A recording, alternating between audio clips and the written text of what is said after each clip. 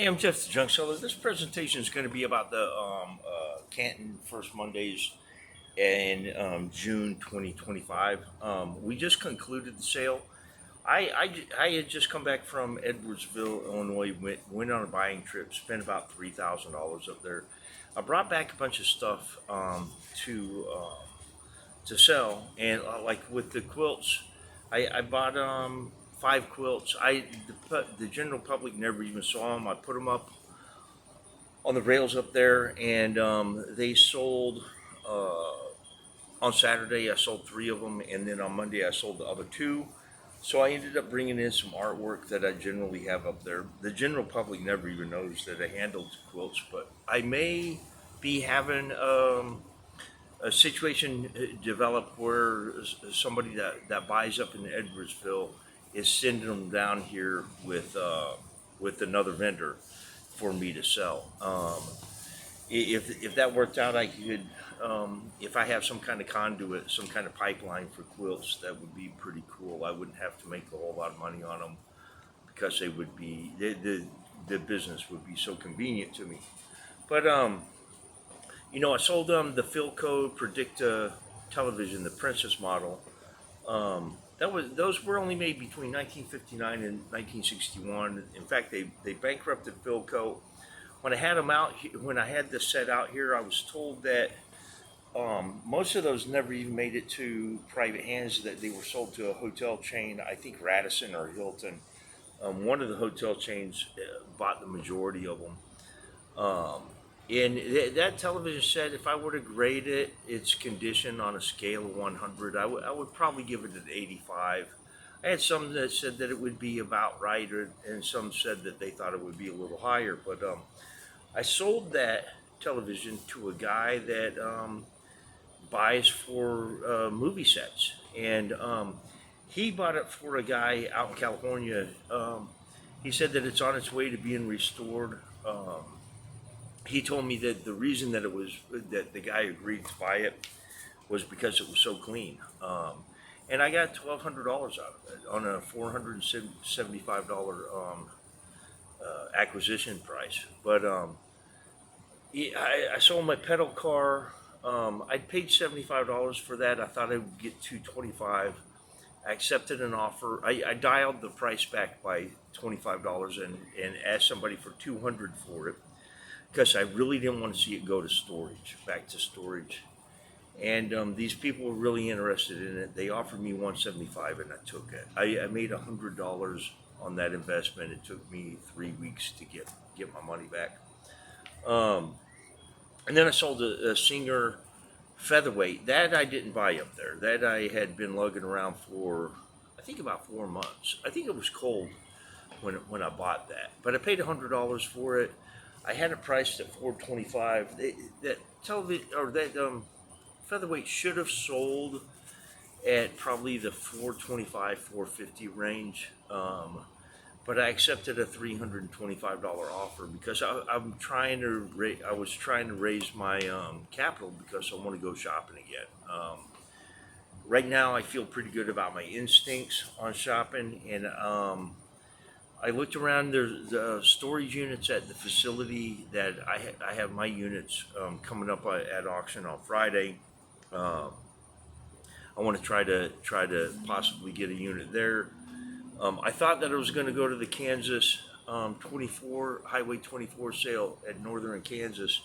It goes from the Colorado border to Topeka, and I really want to do that sale someday, but it conflicts with this storage unit auction. And if I win a unit there, then it's just so convenient for me to just wheel it from one unit to another. Um, and to tell you the truth, storage units have been the most lucrative way to acquire property. So, that's an opportunity. I have to allow that to take precedent. And then I found that there's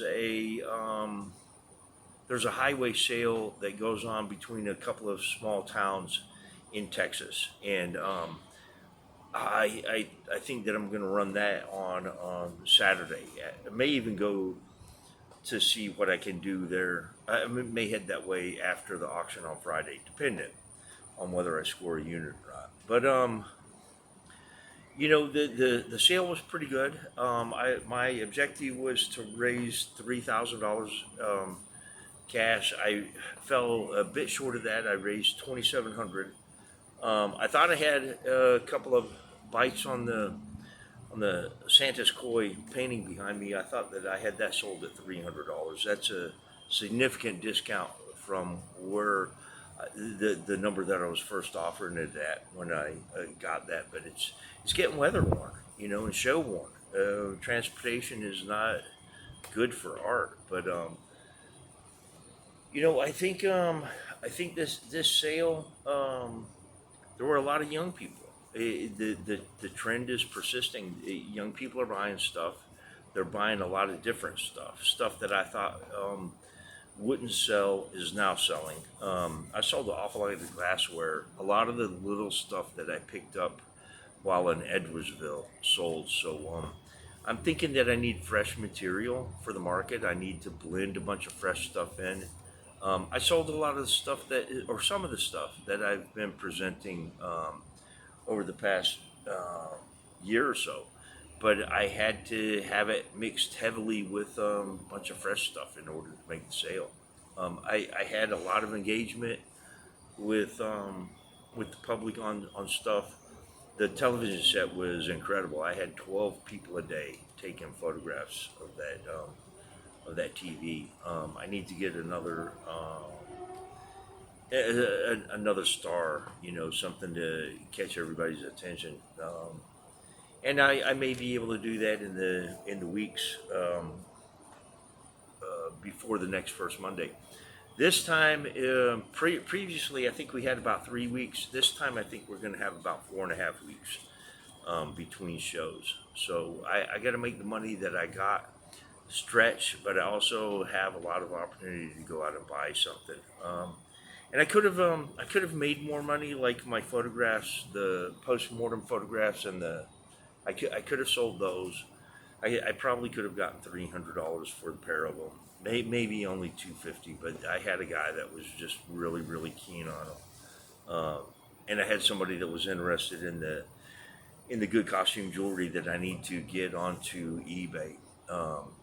She wasn't going to pay me nearly what I think that I'm going to get for it. I probably could have wrangled $150 out of her, but I think that if I put those on eBay and I get a pretty good response on eBay, then I may get $400 out of them. But in the summertime, eBay does slow down because it has to compete with all the other flea markets. eBay is essentially the flea market of the internet, and with all the other flea markets available to everybody, eBay kind of slows down, and it will probably be better for me to run those pieces in October or November. I'm kind of lazy. I'm kind of a pessimist. I mean, not a pessimist, but damn, I can't think of the word. But I like to put things off, and I'm not really doing that here. I do think that those pieces would sell better later. But that's how the market shaped up this time. It was actually pretty good for a June. In the summer, the market slows down. I'm hoping that I can do 2,500 next month. It really depends on what I have, though. I was surprised. We had a weather event here on Sunday morning that tore a bunch of stuff up. I mean, it even made the news. A lot of buildings lost the roofs and a lot of tents over on city side. I fared pretty well, but I'm kind of in a pocket over here, and I don't get exposed to wind the same as everybody else. I have a lot of things to diffuse the high wind before it gets to my area. But those are one of the things that I've learned is that having something that attracts a lot of attention is it's worth getting, and I need to have those star pieces, to catch everybody's eye. And I've kind of tried to do that, but What I noticed this time is that, especially with Philco, that got so much attention that I think it helped sales and all of my other stuff. But I need to try to get something that is going to do that again. And the next couple of weeks will tell. But I sold everything from I didn't sell any coins. Did sell a few postcards. Well, I sold a few coins, low end coins. But